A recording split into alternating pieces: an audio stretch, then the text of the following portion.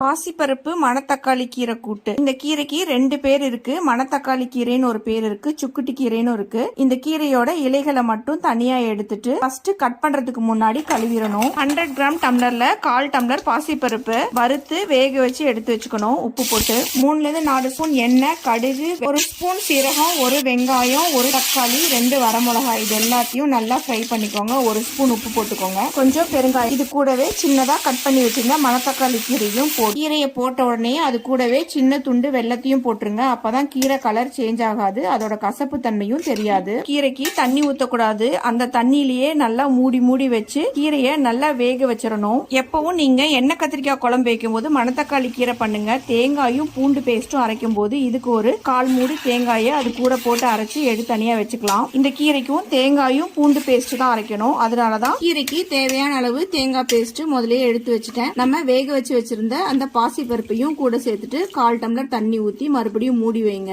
எண்ணெய் கத்திரிக்காய் குழம்பு வைக்கும் போது நல்லெண்ணெயில கத்திரிக்காய் போட்டு ஃப்ரை பண்ணும்போது 6 பல் பூண்டு தோலோட தட்டி போடணும், அதை சொல்ல மறந்துட்டேன். இந்த குழம்பு வைக்கும் போதெல்லாம் மணத்தக்காளி கீரை பண்ணீங்கன்னா ரொம்ப டேஸ்டா இருக்கும். அது கூடவே அப்பளமும் பொரிச்சு எடுத்துக்கலாம். கடைசியா 2 ஸ்பூன் நெய் போட்டுட்டு கீரையை ஆஃப் பண்ணிட்டு ரைஸ் போட்டு, கீரையோட குவான்டிட்டி நிறைய வச்சுக்கோங்க, ரைஸ் கொஞ்சமா வச்சுக்கோங்க. கொஞ்சமா ரைஸ், கத்திரிக்காய், கொஞ்சோண்டு கீரை, இது கூடவே அப்பளமும் வச்சு சாப்பிட்டு பாருங்க, டேஸ்டா இருக்கும்.